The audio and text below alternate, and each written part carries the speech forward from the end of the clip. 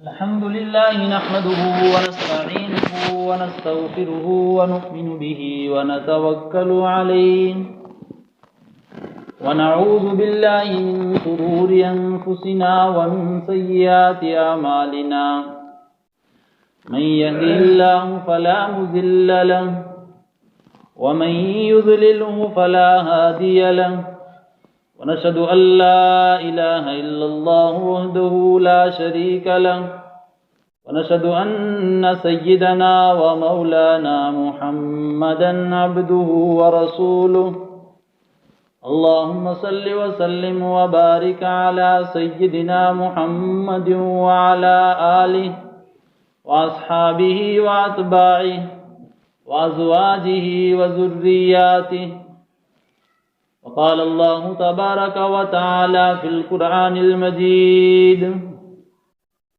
والفرقان الحميد: أعوذ بالله من الشيطان الرجيم، بسم الله الرحمن الرحيم. لقد كان لكم في رسول الله أسوة حسنة. قال تعالى في مقام آخر: قل إن كنتم تحبون الله فاتبعوني يحببكم الله. وقال النبي صلى الله عليه وسلم: لا يؤمن أحدكم حتى يكون هواه تبعا لما جئت به. وقال في مقام آخر: لا يؤمن أحدكم حتى أكون أحب إليه من والده وولده والناس أجمعين، أو كما قال عليه الصلاة والسلام. صدق الله مولانا العظيم وصدق رسوله النبي الكريم، ونحن على ذلك لمن الشاهدين والشاكرين والحمد لله رب العالمين. واجب الاحترام میرے محترم بزرگوں اور دوستوں،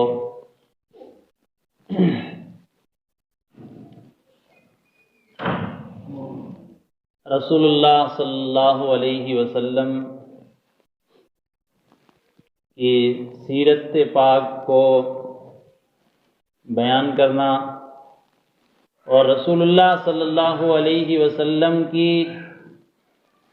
حیات کو، آپ کے کمالات کو اور آپ صلی اللہ علیہ وسلم کی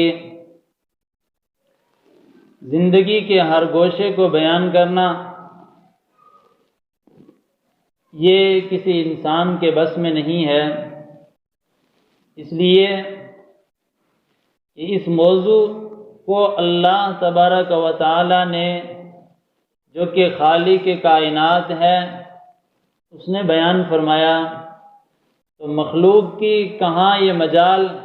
کہ اس موضوع کا وہ حق ادا کر سکیں. لیکن کم از کم اپنی سعادت سمجھتے ہوئے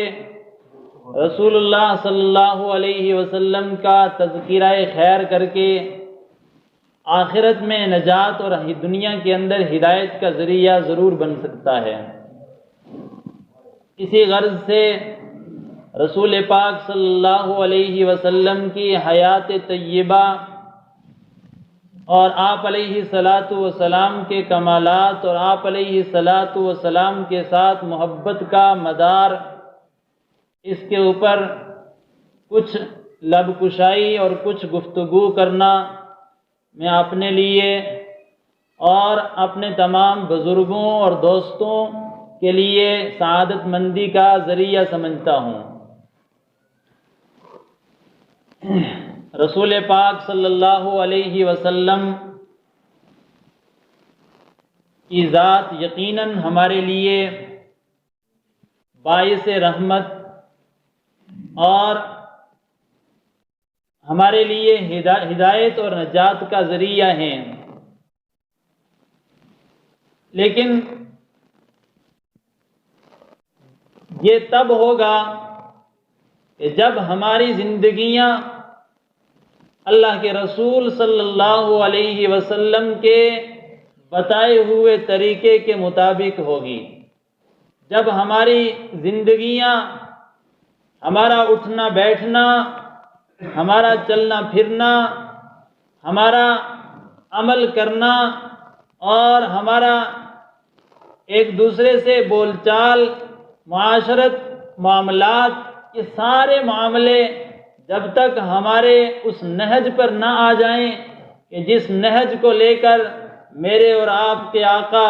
جناب محمد مصطفیٰ صلی اللہ علیہ وسلم لے کر آئے ہیں، تب تک یقیناً ہم کامل ایمان والے نہیں ہو سکتے۔ صحاح ستہ کی جتنی 6 کتابیں ہیں، ان 6 کی 6 کتابوں کے اندر رسول پاک صلی اللہ علیہ وسلم کی یہ حدیث جو میں نے خطبے میں آپ حضرات کے سامنے پیش کی، نقل کی گئی ہے۔ اللہ کے رسول صلی اللہ علیہ وسلم نے فرمایا کہ لا یؤمن احدکم حتی یکون ہواہ تبعا لما جئت بہ، کہ بندہ اس وقت تک کامل ایمان والا ہو ہی نہیں سکتا جب تک کہ وہ اس کی خواہشات اس چیز کے تابع نہ ہو جائیں کہ جس چیز کو لے کر میں آیا ہوں۔ اور رسول پاک صلی اللہ علیہ وسلم کیا چیز لے کر آئے ہیں؟ رسول پاک صلی اللہ علیہ وسلم نے ہمارے درمیان کتاب اللہ، سنت رسول صلی اللہ علیہ وسلم کو چھوڑا ہے۔ یہی چیز تھی وہ کہ جس کے بارے میں اللہ کے رسول صلی اللہ علیہ وسلم نے فرمایا کہ جب تک ہماری اور آپ کی زندگیاں اس کے تابع نہیں ہو جاتی ہیں تو تب تک ہم رسول اللہ صلی اللہ علیہ وسلم کی ذات کے ساتھ محبت کرنے والے نہیں مانے جا سکتے۔ ہمارا ایمان تب تک مکمل نہیں ہے، ہمارا اسلام تب تک مکمل نہیں ہے، اور اس سے بڑھ کر اگر یہ بات بھی کہی جائے تو شاید غلط نہ ہو، انسانیت بھی تب تک مکمل نہیں ہے جب تک کہ رسول اللہ صلی اللہ علیہ وسلم کی لائی ہوئی تعلیمات کے اوپر انسان عمل نہ کر لے۔ یہ بات میں اس لیے کہہ رہا ہوں کہ انسان کے اندر انسانیت تب آئے گی کہ جب وہ اس چیز کے اوپر عمل کرے گا کہ جس چیز کو خالق کائنات نے جو ہے نازل فرمایا ہے، اور جو چیز خالق کائنات نازل فرماتا ہے وہی چیز انسانوں کے لیے نفع بخش بھی ہے اور فائدہ مند بھی ہے۔ اس لیے میں نے یہ جملہ کہا کہ جب تک ہمارا اٹھنا بیٹھنا اور ہمارا چلنا پھرنا اور انسان کے اندر جب تک رسول اللہ صلی اللہ علیہ وسلم کی تعلیمات نہیں آ جاتی ہیں تب تک وہ اس انسان کے اندر انسانیت نہیں آتی ہے۔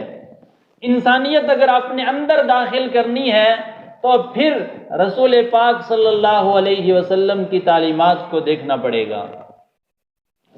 آج میں بھی اور آپ بھی بڑے شوق کے ساتھ یہ نعرہ لگاتے ہیں کہ ہم رسول پاک صلی اللہ علیہ وسلم کی ذات کے ساتھ محبت کرنے والے ہیں، اور یقیناً کہ جس کے سینے کے اندر رسول پاک صلی اللہ علیہ وسلم جس کے سینے کے اندر ایمان کا جذبہ ہوگا، ایمان ہوگا، اس کو اللہ کے رسول صلی اللہ علیہ وسلم کے ساتھ محبت ہوگی۔ اور اللہ کے رسول صلی اللہ علیہ وسلم نے فرمایا کہ جس کو میرے ساتھ محبت ہے وہ کل قیامت کے دن میرا رفیق ہوگا۔ حدیث پاک میں رسول پاک صلی اللہ علیہ وسلم نے فرمایا من احبنی فقد احبنی، جس شخص نے میرے ساتھ محبت کی گویا کہ اس نے میرے ہی ساتھ محبت کی، اور کان معی فی الجنہ، جس شخص نے میرے ساتھ محبت کی کہ جو ہے جنت میں وہ میرا رفیق ہوگا، میرا ساتھی ہوگا۔ اور رسول پاک صلی اللہ علیہ وسلم کی ایک دوسری حدیث بھی ہماری رہنمائی اس بات پر کرتی ہے کہ اللہ کے رسول صلی اللہ علیہ وسلم نے فرمایا کہ آدمی جو ہے اسی کے ساتھ اٹھایا جائے گا جس کے ساتھ اس کی محبت ہوگی۔ المرء مع من احب، کہ انسان اسی کے ساتھ ہے کہ جس کے ساتھ اس کی محبت ہوگی۔ اور اگر ہماری محبت رسول پاک صلی اللہ علیہ وسلم کے ساتھ ہے تو یقیناً ہمارا حشر اللہ کے رسول صلی اللہ علیہ وسلم کے جھنڈے کے تلے ہوگا۔ لیکن سوچنے کی بات تو یہ ہے کہ کیا جو محبت معیار ہے وہ محبت ہمارے اندر ہے کہ نہیں ہے؟ اس کو کیسے پرکھا جائے، اس کو کیسے جانچا جائے کہ ہمارے اندر رسول پاک صلی اللہ علیہ وسلم کے لیے محبت ہے کہ نہیں ہے؟ محبت کرنے کے دو طریقے ہیں۔ ایک تو یہ کہ محبت انسان صرف زبان سے جتلائے، کہ جو آج دنیا کے کونے کونے کے اندر جو ہے خوب عام ہے، جتلائی جاتی ہے، لیکن جو محبت عملاً محبت ہو اس سے آج ہمارا رخ پھرتا ہوا نظر آتا ہے۔ ہر نوجوان اور ہر مسلمان اس بات کا دعویٰ کیے ہوئے ہے کہ میں رسول اللہ صلی اللہ علیہ وسلم کے ساتھ محبت کرتا ہوں، لیکن جب اس کی عملی زندگی کا ایک نظارہ کیا جائے، ایک طائرانہ نظر ڈالی جائے، تو اس کی حیات کے اندر رسول اللہ صلی اللہ علیہ وسلم والی صفات ہمیں نہیں ملتی ہیں۔ اللہ کے رسول صلی اللہ علیہ وسلم کے جو بتائے ہوئے طریقے ہیں وہ زندگیوں کے اندر نہیں ملتے ہیں۔ یہ اس بات کی طرف ہماری رہنمائی اور دلالت کرتا ہے کہ جو محبت کا معیار ہے وہ معیار نہیں ہے۔ اللہ کے رسول صلی اللہ علیہ وسلم کے ذریعے کہ اس کی زبانی اللہ تبارک و تعالی نے قرآن مقدس کے اندر یہ ارشاد فرمایا ہے کہ اللہ کے رسول صلی اللہ علیہ وسلم آپ لوگوں تک یہ پیغام جو ہے پہنچا دیجئے، قل ان کنتم تحبون اللہ فاتبعونی یحببکم اللہ۔ اللہ کے رسول صلی اللہ علیہ وسلم کی زبانی یہ اعلان کروایا ہے کہ اگر تم اللہ سے محبت کرنا چاہتے ہو، اور معیار اس کا یہ ہے کہ رسول اللہ صلی اللہ علیہ وسلم کی زندگی کو سامنے رکھتے ہوئے اپنی زندگی گزاریں۔ فاتبعونی، میری جو ہے اتباع کرو، تو پھر کیا ہوگا؟ فرمایا کہ جو رسول اللہ صلی اللہ علیہ وسلم کی اتباع کرے گا یحببکم اللہ، اللہ اس سے محبت کرے گا۔ اللہ نے یہ نہیں کہا کہ جو محبت کرنے کا جو ہے وہ نعرہ لگائے، وہ جو ہے یہ اپنی زبانوں سے کہے، زبان سے کہے نہ کہے، محبت جو ہے وہ اداؤں سے ظاہر ہوتی ہے۔ انسان کی ہر ادا ایسی ہو کہ جب اس کو لگے کہ یہ محبوب کے اوپر فدا ہے، تو ایسی جب ادائیں ہمارے اندر آئیں گی تو یقین مانے اللہ کی رضامندی، اللہ کی خوشنودی جو ہے نصیب ہوگی، اور یہی ہماری زندگی کا مقصد ہے۔ زندگی کا مقصد صرف اور صرف یہ ہے کہ رب کی رضامندی حاصل کرنا۔ تو رب کی رضامندی اللہ نے بتایا رسول اللہ صلی اللہ علیہ وسلم کی اتباع میں ہے، اور جس نے رسول اللہ صلی اللہ علیہ وسلم کی اتباع کر لی وہ اللہ کا محبوب بن گیا، اور جو اللہ کا محبوب بن گیا قیامت کے روز رسول اللہ صلی اللہ علیہ وسلم کے ساتھ اس کی معیت ہوگی، اس کا حشر ہوگا، اس کا جو ہے اس جماعت کے اندر جو ہے اس کا شمار ہوگا کہ جو جماعت جو ہے مومنین کی جماعت ہوگی، جو جماعت اللہ کے عرش کے سائے کے نیچے ہوگی، جو جماعت اللہ کی رحمت کی نظر میں ہوگی، اس جماعت کے اندر ان لوگوں کا جو ہے وہ حشر ہوگا کہ جن کی اتباع جو ہے جن کی زندگی رسول اللہ صلی اللہ علیہ وسلم کی اتباع میں گزری ہوگی۔ اس لیے ہمیں اپنے پیارے محبوب صلی اللہ علیہ وسلم کی اتباع میں زندگی گزارنے کی کوشش کرنی چاہیے۔ ہر عمل میں ہمیں اپنے پیارے رسول صلی اللہ علیہ وسلم کی اتباع کرنے کی جو ہے کوشش کرنی چاہیے، اور جب اتباع ہو جائے گی یقین مانے یہی ہماری کامیابی ہے۔ رسول پاک صلی اللہ علیہ وسلم کے ساتھ اللہ کا کتنا لاڈ تھا، کتنا پیار تھا، یہ قرآن کریم کی آیتوں سے یہ بات چھلکتی ہے۔ قرآن کریم میں اللہ تبارک و تعالیٰ نے اپنے پیارے حبیب جناب محمد مصطفیٰ صلی اللہ علیہ وسلم کو کہیں پر یا محمد کہہ کر نہیں پکارا۔ آپ قرآن پاک اٹھا کر دیکھ لیں، یا محمد کہہ کر کہیں نہیں پکارا ہے۔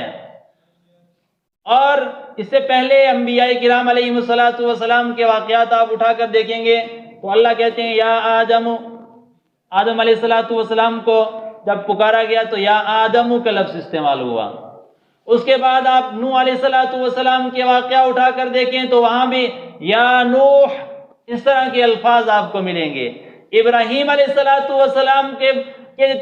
جو ہے جب ہم معاملات اٹھا کر دیکھتے ہیں، ہم پڑھتے ہیں تو وہاں بھی یا ابراہیم اس طرح کے الفاظ ملیں گے، حتیٰ کہ ہر ایک نبی کا نام اور اس انداز میں جو ہے پکارا گیا ہے۔ لیکن جب رسول پاک صلی اللہ علیہ وسلم کو پکارنے کی جو ہے باری آتی ہے تو اللہ تبارک و تعالیٰ اس طرح جو ہے ان القاب کے ساتھ پکارتے ہیں، یا ایھا المدثر، کہیں فرماتے ہیں یا ایھا المزمل، اور پھر کہیں پر جو ہے فرماتے ہیں یاسین، کہیں فرماتے ہیں طٰہٰ۔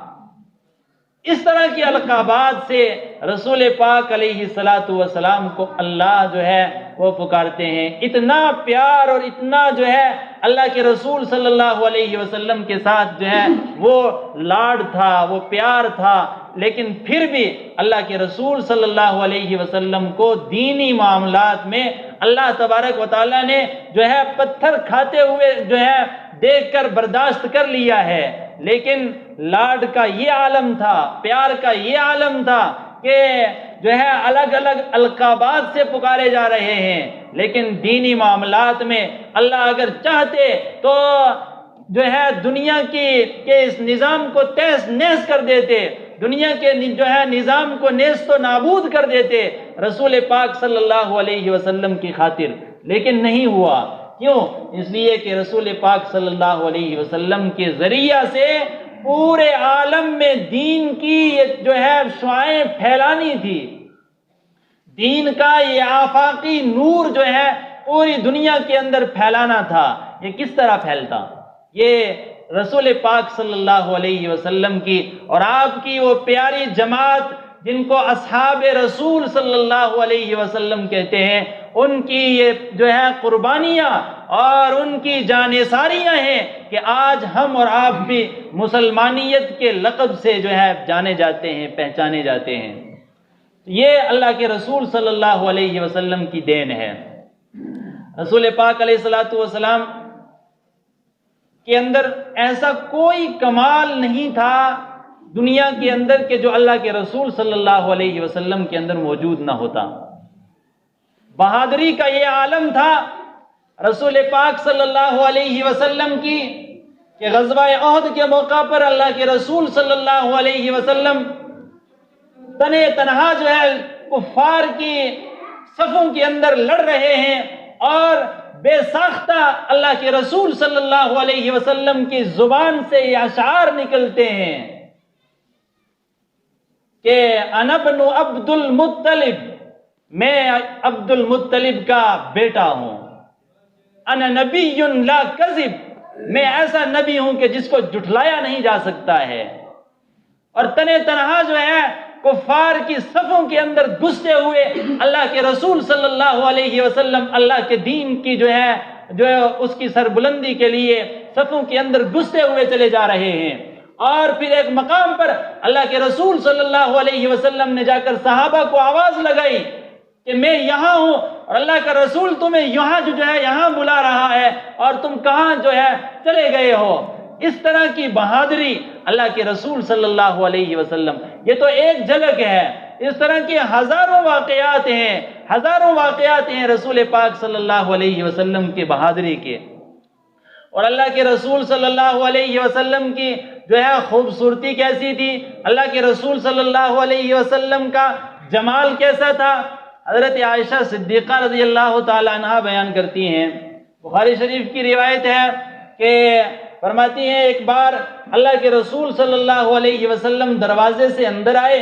اچانک حضرت عائشہ صدیقہ رضی اللہ تعالی عنہا کی زبان سے یہ اشعار جاری ہوئے، یعنی لگی لنا شمس وللآفاق شمس، لنا شمس وللآفاق شمس وشمسی خیر من شمس السماء، یعنی لگی میرا بھی ایک سورج ہے، ایک سورج آسمان کا سورج ہے، وشمسی خیر من شمس السماء، میرا سورج آسمان کے سورج سے بہتر ہے، میرا سورج آسمان کے سورج سے بڑھ کر ہے۔ اور اس شعر کا کو اگر آپ اس منظر کے اس منظر میں سمجھیں گے تو بہت آسانی سے سمجھ میں آئے گا۔ کس منظر میں؟ کہ جب اللہ کے رسول صلی اللہ علیہ وسلم کی بعثت ہوئی، اس وقت کسی شاعر نے اس کو اس طرح چند جملوں کے اندر پرویا ہے، فرمایا کہ بدی کا زور تھا ہر سو جہالت کی گھٹائیں تھی، بدی کا زور تھا ہر سو جہالت کی گھٹائیں تھی، کہ جب اللہ کے رسول صلی اللہ علیہ وسلم کی بعثت ہوئی تو دنیا گناہ کی دلدل میں پھنسی ہوئی تھی، اور ہر سو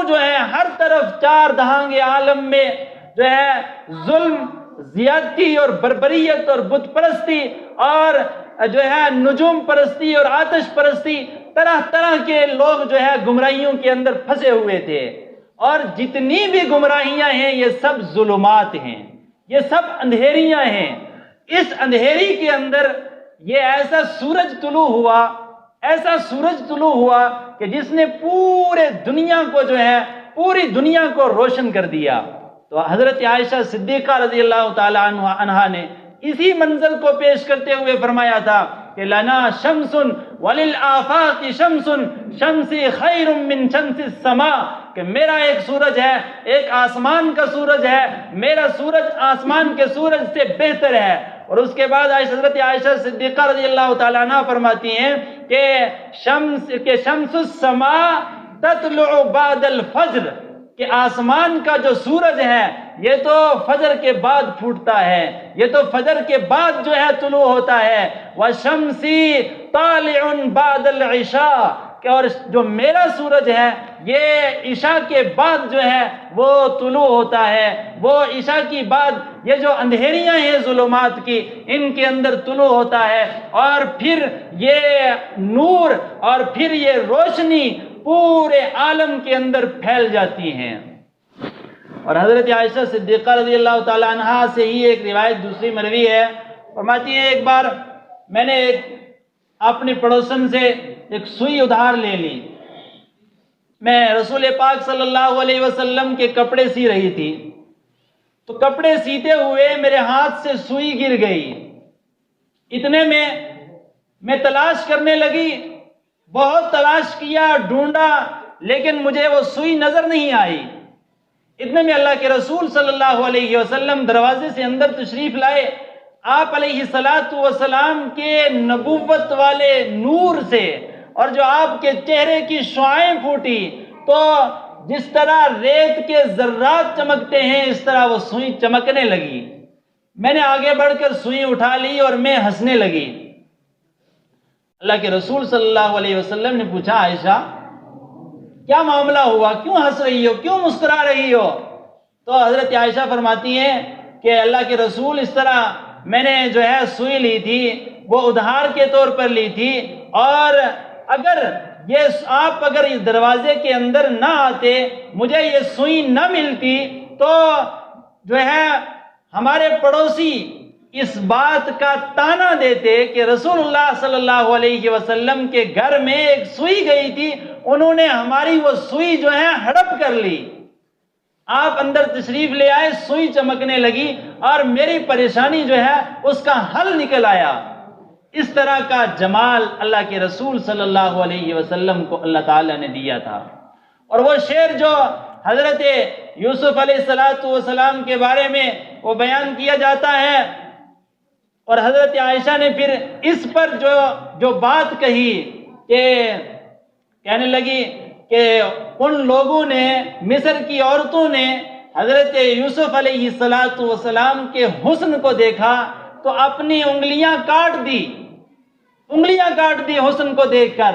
حیران پریشان ہو گئی اور یہ کہہ دیا کہ ما ھذا بشرا، کہ یہ بشر ہے ہی نہیں ہے، یہ کوئی فرشتہ نظر آتا ہے۔ تو حضرت یوسف علیہ السلام کے بارے میں انہوں نے یہ کہا، حضرت عائشہ فرماتی ہیں کہ اگر وہ عورتیں میرے رسول صلی اللہ علیہ وسلم کے حسن کو دیکھ لیتی تو ضرور بھی ضرور وہ اپنے دل کو کاٹ ڈالتی۔ کیوں کہا ایسا؟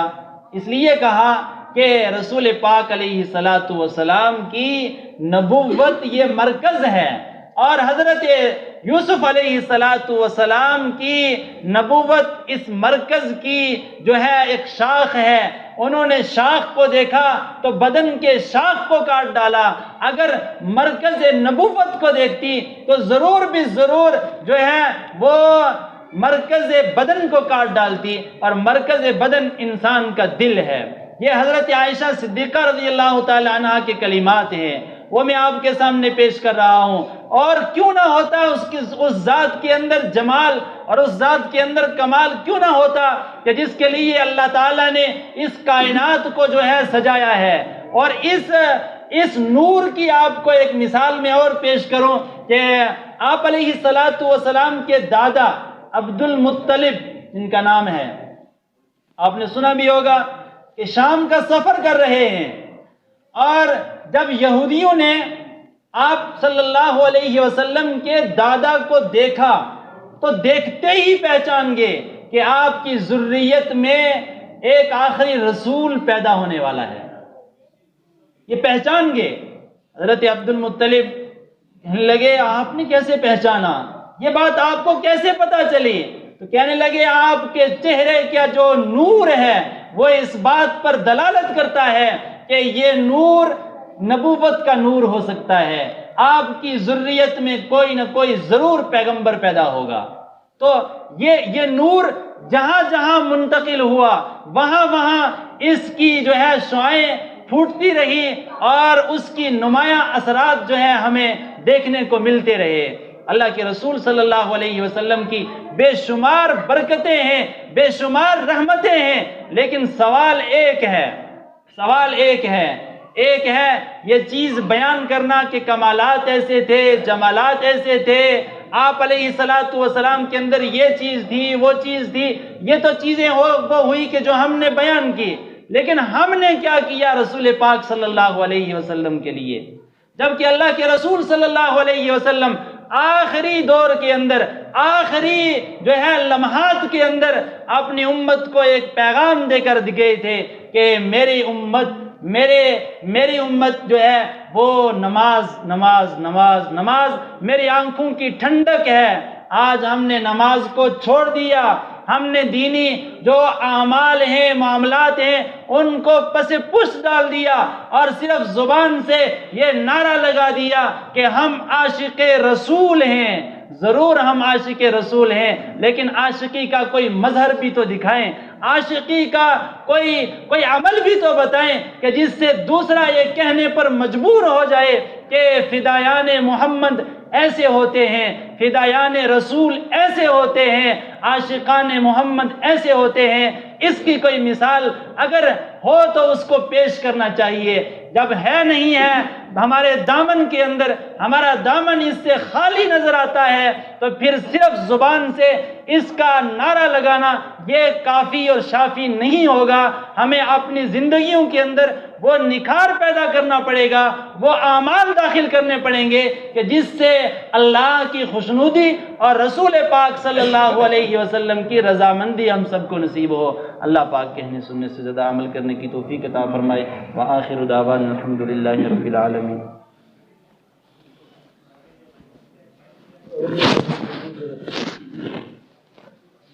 آگے آ جائیں، پیچھے حضرات بیٹھے ہوئے ہیں، ختم پور کر لیں۔ اللہ